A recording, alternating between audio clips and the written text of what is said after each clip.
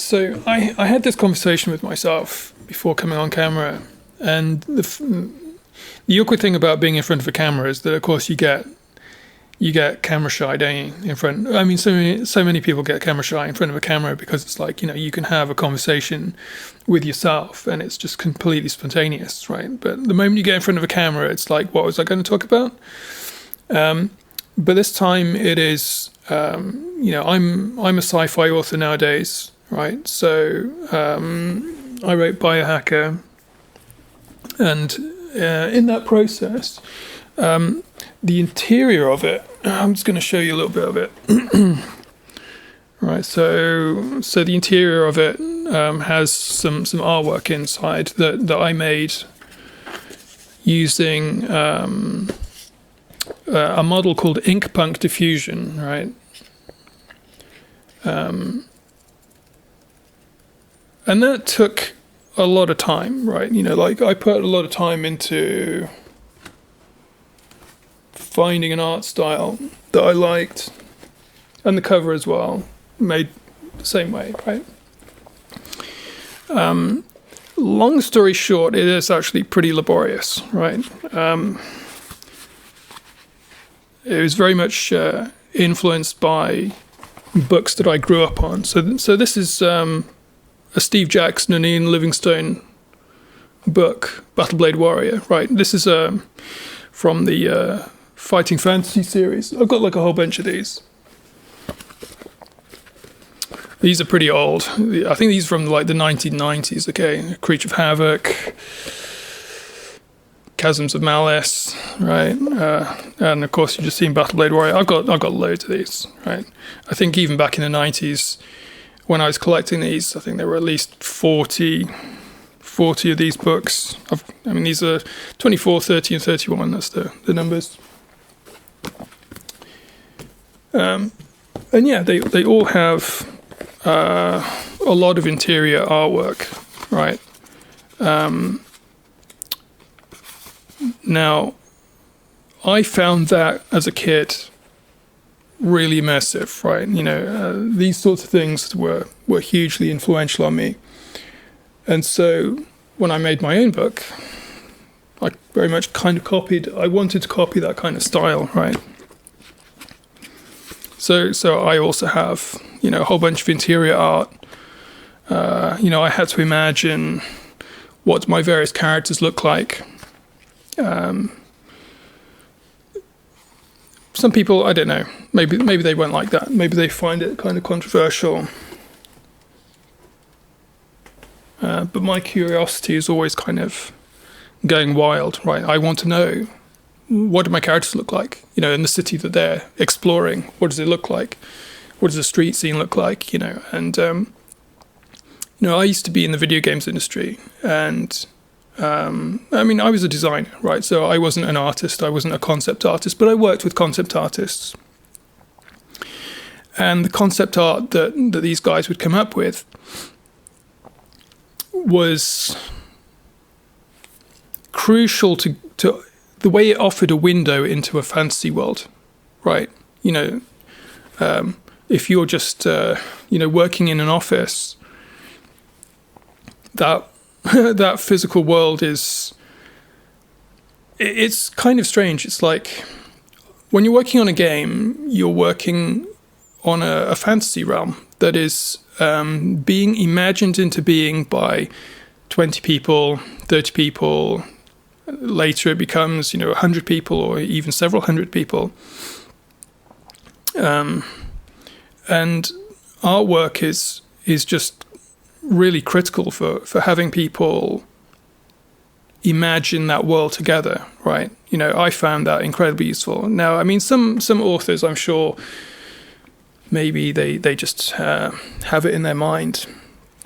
But I wanted to show off some other art that I've got. So on the subject of AI art and how controversial it is with regard to conventional artists, right? It's this big storm right now. Yeah. And for me, it's like, I've actually discovered a whole bunch of new artists through, ironically, websites that are plastered with AI artwork that people have dabbled in. The AI models, they offer people who really don't have very much artistic talent the ability to dabble in the styles of, quite frankly, in my case, some of my artistic heroes, right? I don't have the time to put in tens of thousands of hours to learn how to do art in the style of Louis Royo, for example, right? So I've got a couple of Louis Royo's art books. Right, this is Malefic, and this is Women, right? And it must have been years and years and years after I discovered. I can show this one off. A lot of these images are not safe for work, so I probably couldn't just sort of display them because there's a fair bit of nudity involved. Right. But yeah, years after I discover an artist, I might buy art books, and I've got quite a few art books at this point, right? And I kind of wonder if it's the same with AI art and with some of the artist names that people discover through prompting, right? There's a whole bunch of artists. Unfortunately, I can't think of any at the top of my head because I think. Oh wait, wasn't there a Sapkowski? Oh no, that wasn't it. There was some artist who he got a lot of fame because his name was used in prompts, all sorts of prompts in the early days of Stable Diffusion. I don't know if his name is used as much because I'm not so into it at this point. But certainly I can remember a lot of artists' names being used as style guides for making a piece of AI art, right? So you'd see people make a bit of artwork, and in the prompt it would be 3 to 5 names, perhaps, of artists, right? And I hadn't heard of any of these people. But as I was dabbling in AI art, so I'd start Googling these artists and I'd start looking at their work. And I kind of imagined that for many of these artists, if they have prints for sale, if they've got art books for sale, years down the line, they really ought to find that some of the people who are dabbling will want some of their genuine work, right?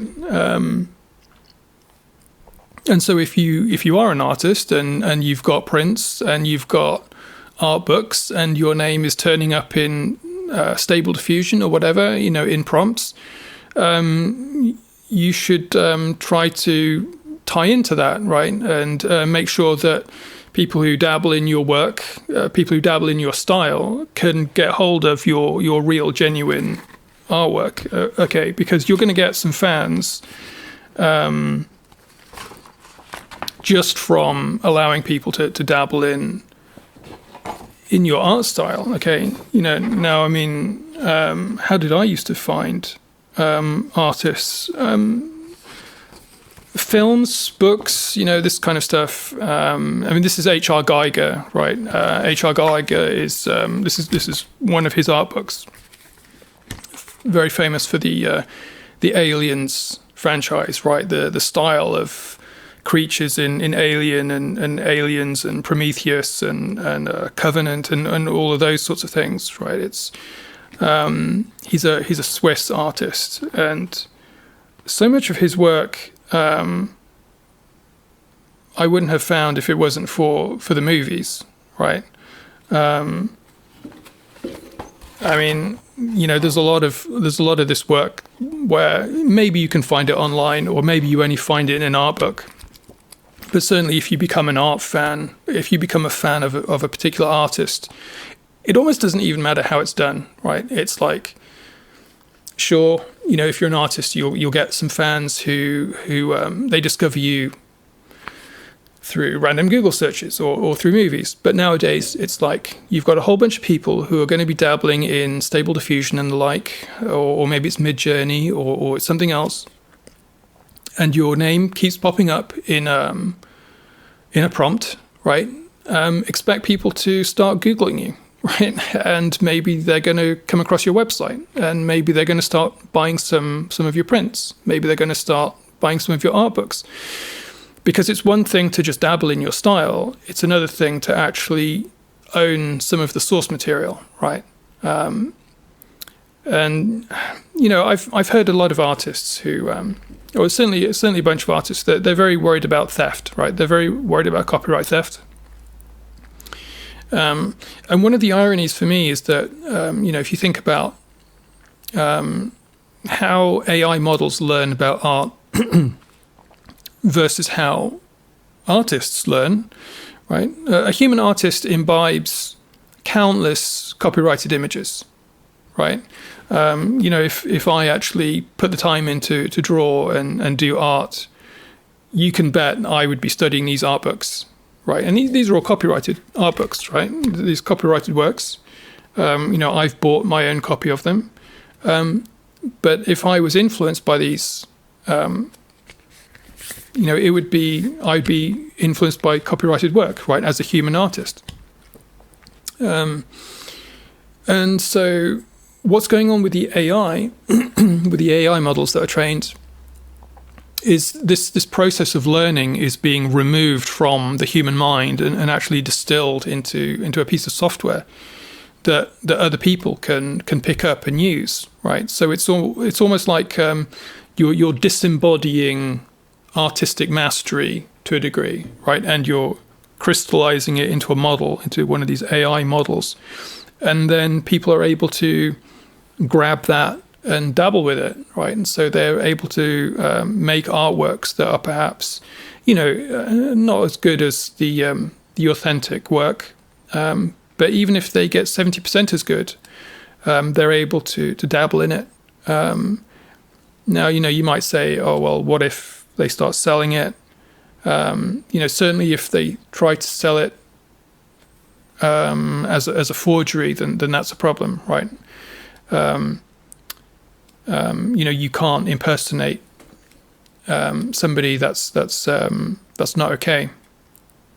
But if you're making stuff that's in the style of, and as long as you're giving credit and you say, oh, this is in the style of this particular artist or these particular artists, and you're making your own blends, maybe you're creating your own fusion style, and you're saying, oh, I'm influenced by these 5 artists, perhaps.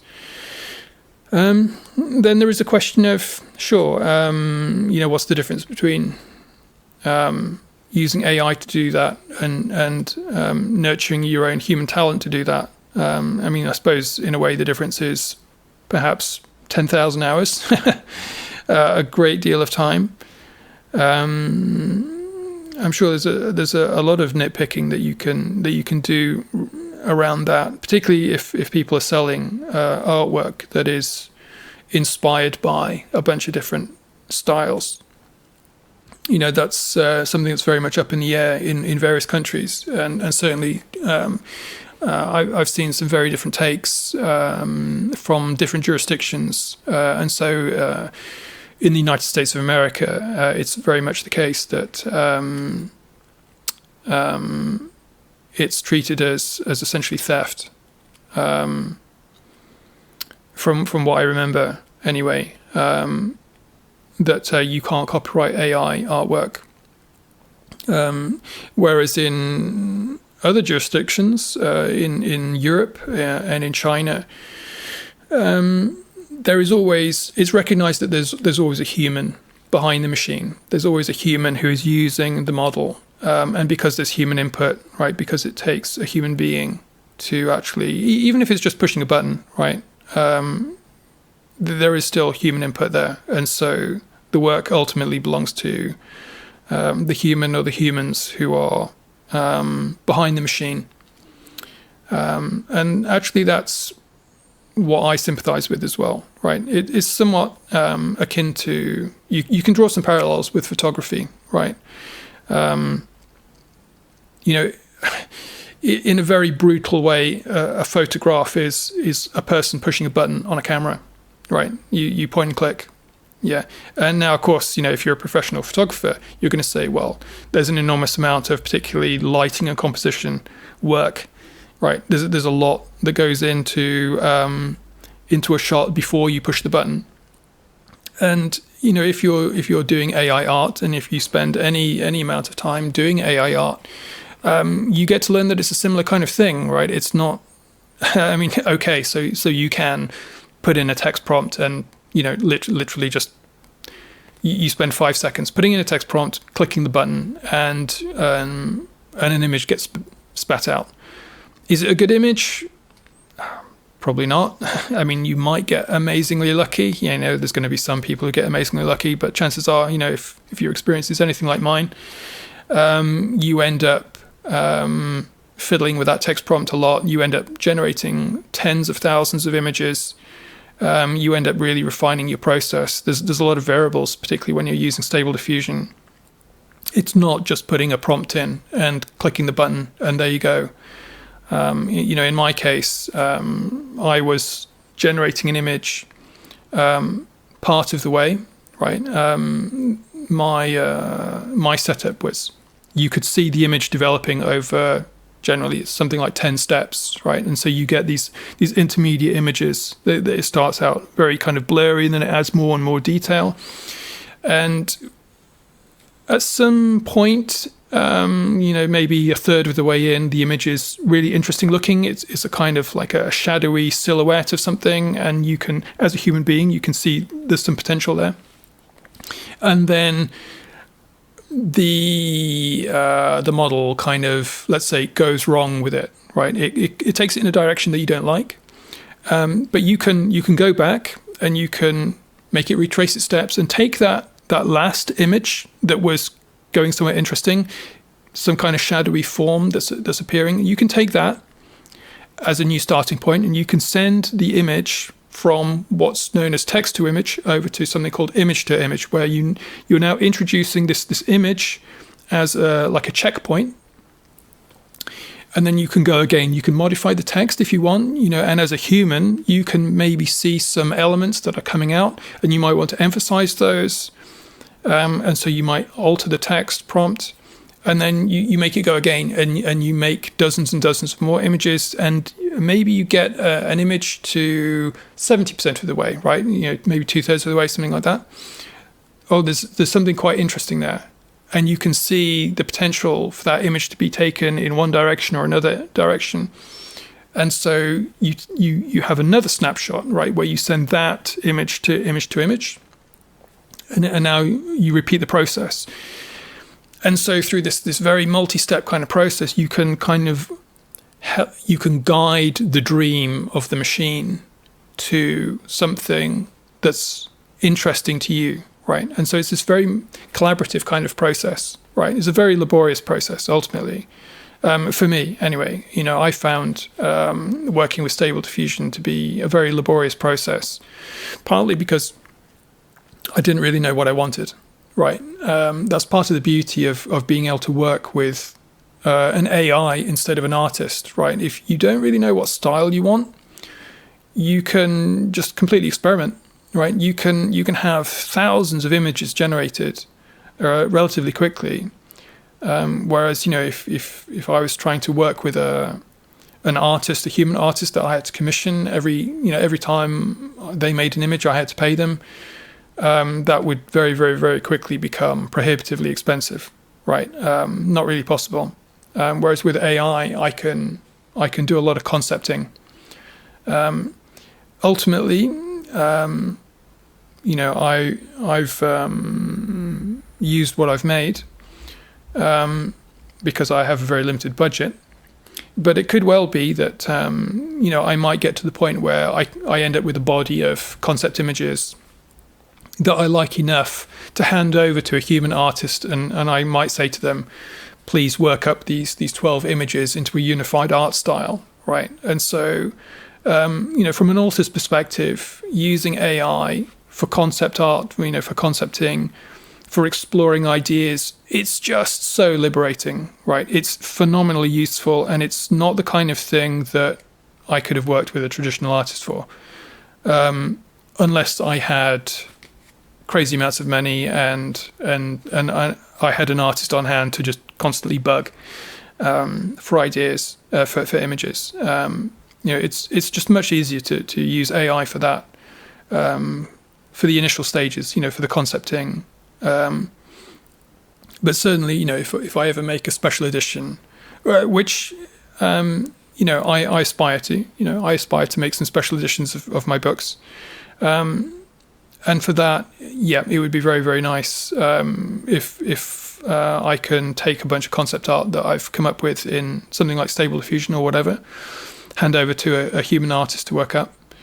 And then, because then that's kind of the dream then, isn't it? You get a very talented human artist to finalize some work.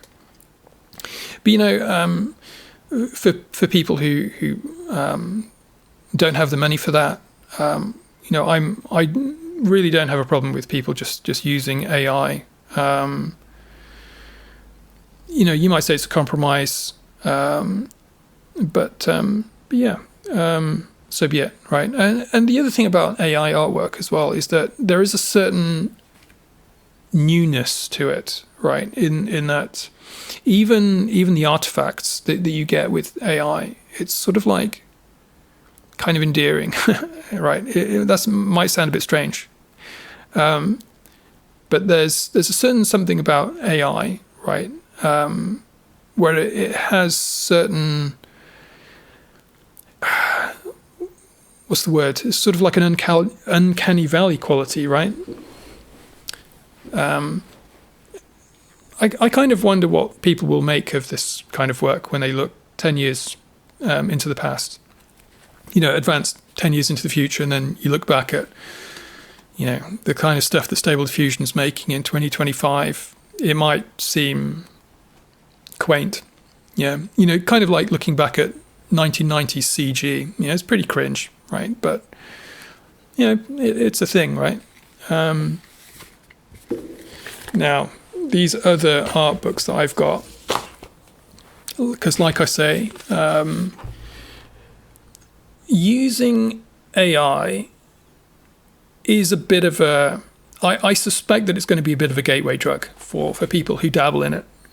I don't even know how many art books I own at this point. I did want to highlight a few more of them. This is Boris Vallejo. Boris Vallejo's work, I kind of want to say I know him from Heavy Metal Magazine, but also a video game called Fact 2, Heavy Metal, or actually it was called Heavy Metal Fact 2. And wasn't he involved in, possibly he was involved in Dungeons and Dragons artworks, but certainly he's like one of the most famous old school artists. He does his work as oil paintings, I believe, but these are see if I can actually find one that I can actually show, because a lot of it is not safe for work, shall we say. Let's see.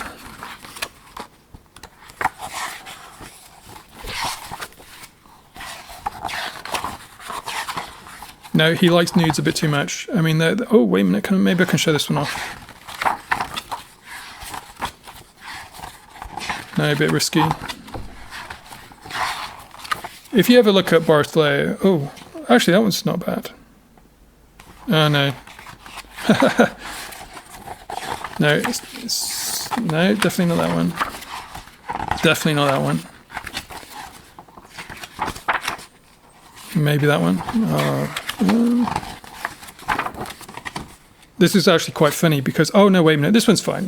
Like finally, right after I got through about 90% of the book, I finally found something that isn't nudity, right? So yeah, that's sort of Boris Vallejo's kind of work, right? Yeah, he's one of the old school greats. Never would have discovered him without sort of video games and that kind of thing.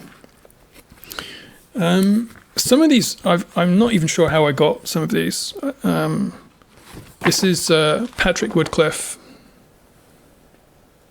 I'm not really sure. Oh, actually, that seems to be him in his workshop. I have no idea how I ended up with this art book. I think I got this from a friend. It's actually quite remarkable. What's he doing here? Good grief.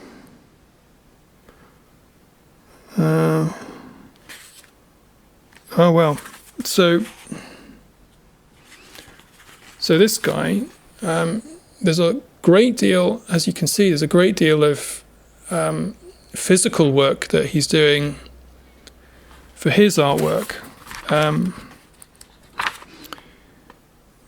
which is actually reminiscent of how it was, before we had everybody doing everything in Photoshop and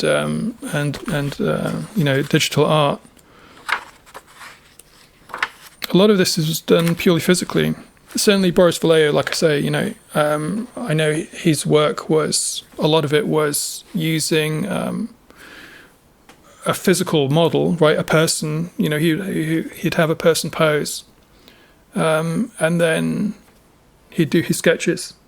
Everything would be physical oil painting. Ooh. I suppose I can cover this one a bit. This is a Japanese artist, right? Naga. Naga, from what I remember about Naga, they're a Japanese fantasy, or mythological creature, rather. Can I show? What can I show? Definitely can't show that. Definitely not that. A lot of these fantasy artists, yeah. This is fine. A lot of fantasy artists, they do like nudity. They do like the human form.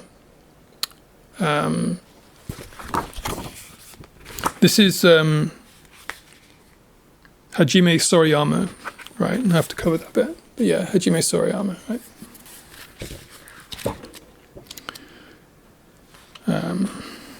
Definitely can't show that. Or that. No. No, definitely not that. Yeah. I think I've shown have I shown everything else that I've got here? Mirage. I think that's sort of everything there. All right. Is that on frame? No, it's not. Above the frame, I've got some collector's edition Guild Wars, and those box sets they also have art books in, right? So yeah, it's kind of funny because making this video, I very much wanted to talk about the potential that AI artwork has for introducing a whole new audience to traditional artists, to actual human artists, right? So if you are a human artist and you are panicking of, oh my God, we're going to get replaced by AI. My experience so far of using AI has been that it's actually filled a void for me, right? Concepting,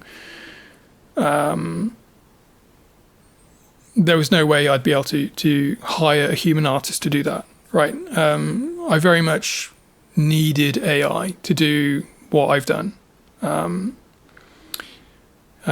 Like I say, if I get the opportunity to create a special edition of one of my books, like this one, like Biohacker, right? So if I do get the opportunity to make a special edition of this, a hardback, then yeah, it might well be nice to, if I've got a budget for it, if I've got an art budget for this, hire a human artist to work up some of the characters that I made. Even just sort of the AI work. Certainly for concept art, does the job, right? Does the job, but maybe I would want a human artist to work something up. But I think for me, I would need a much firmer idea of exactly what my characters maybe look like, what the world looks like. I did try to create some sort of landscapes or some environments. Some environments. Some of the environments are kind of okay. Let's see if I can find some other ones.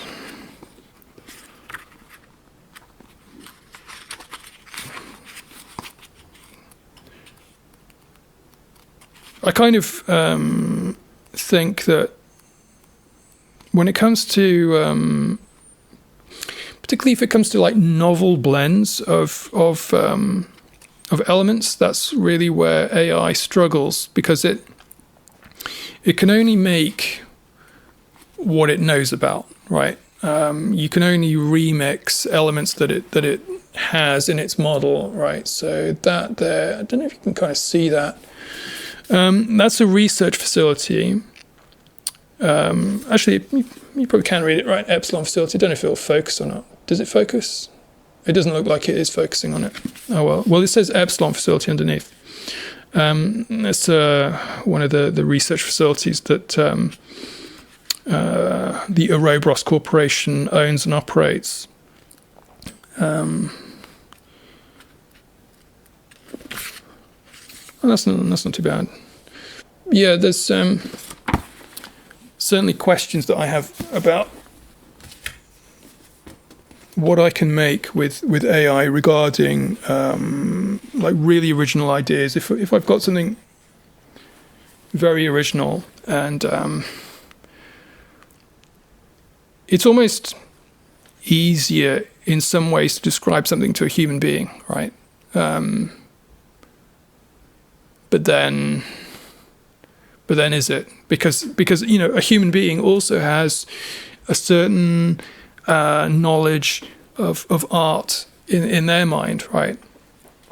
And so if you think about games companies when they're hiring an artist, a concept artist, right? They very much want to see a portfolio, and that portfolio is, in a way, it's almost like their model, right? Their kind of human model of their understanding of artwork. And so, when you're browsing AI models, it's kind of like you're doing the same thing, right? It's sort of like you're browsing the portfolios of what the model is capable of.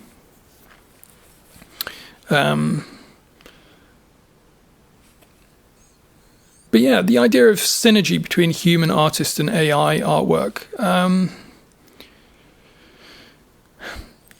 What can I say? What can any of us say, right? The whole thing, everything is in the air. There's a huge state of flux going on. And in the end, human artists are going to be around, right? It's because the source material is necessary.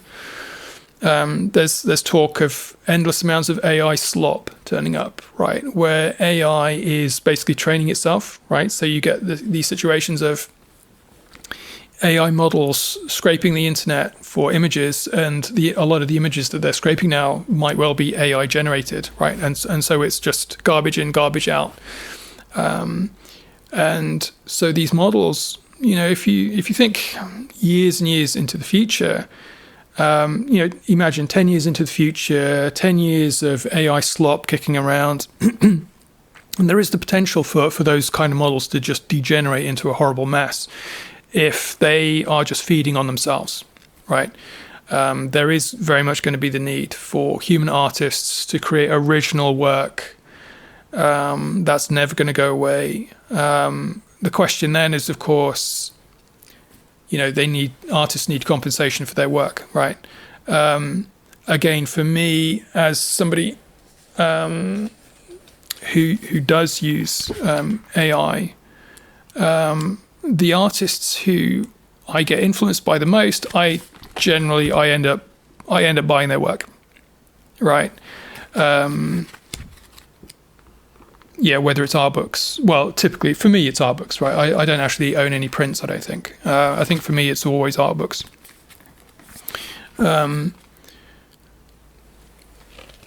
So one way or another,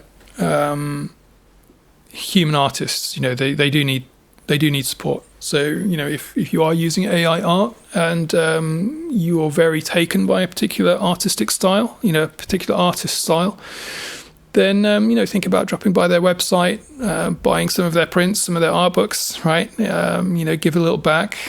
That's a good way to do it. Probably the best way to do it, I think. Buy some genuine work from the human artists themselves. Kind of wanted to mention a little bit about music as well, because this is also something, and also AI writing, right? There was an article in The Guardian that I came across, but that itself was referenced from something else. It might have been Sam Altman had. I should probably try and dig up what it was. But there was a piece of writing. It was sort of like a short story, AI written, absolutely fantastically well written. It was metafiction, right? So the AI knows that it's AI. It knows that it's writing this. So it's a very self-aware piece of writing. It was very well written. And part of the discussion among authors is how many authors are going to find themselves replaced by AI, right? It could be that, much like with AI art, models, it simply ends up being a tool. That it won't replace. It won't replace human artists. It won't replace human writers. That, in the end, at the very least, there needs to be a human editor, right? So, sure, you can have a human, create a prompt for maybe it's a chapter, maybe it's a whole book or whatever.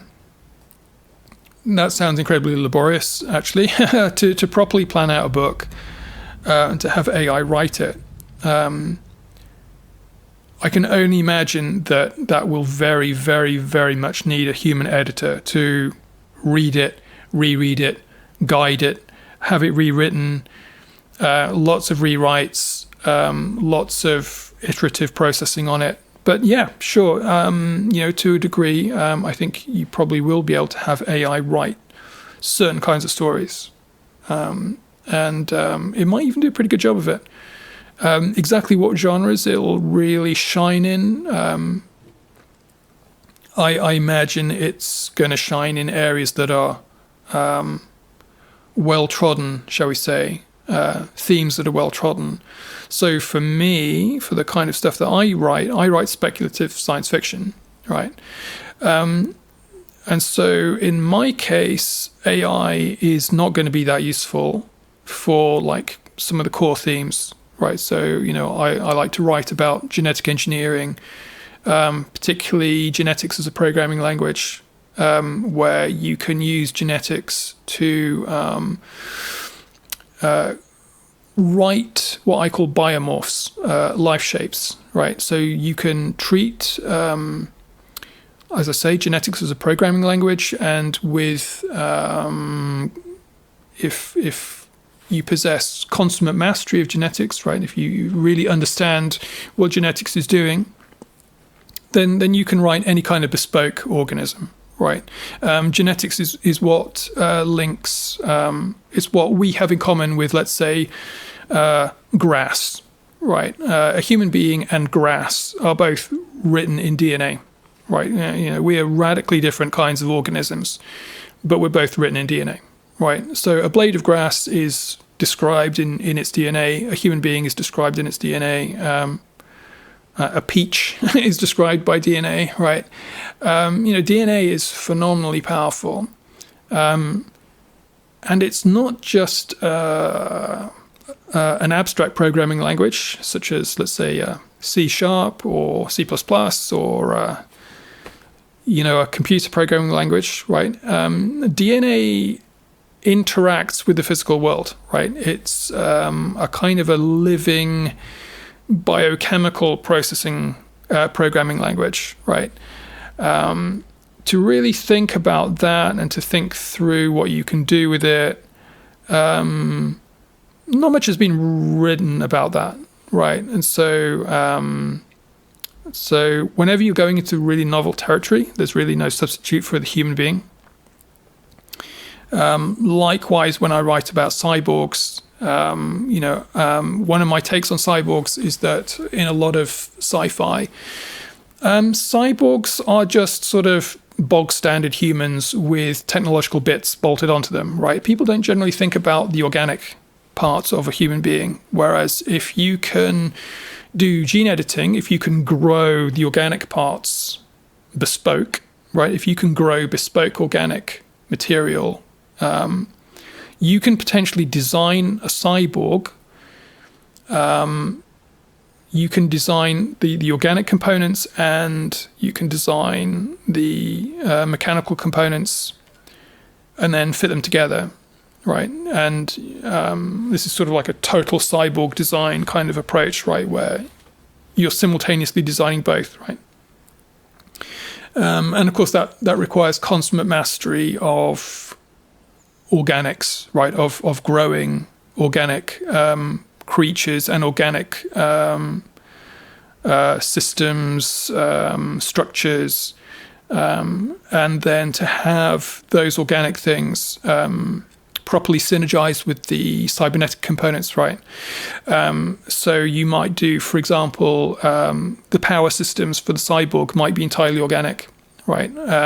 So you might use biochemical energy, bioelectricity to power all of the digital systems, right? Think about an electric eel, something like that. An electric eel has organs that can store huge voltages, and it can regulate all of that kind of stuff, right? So the capacity for organic flesh to provide power to digital systems, that's all possible, right?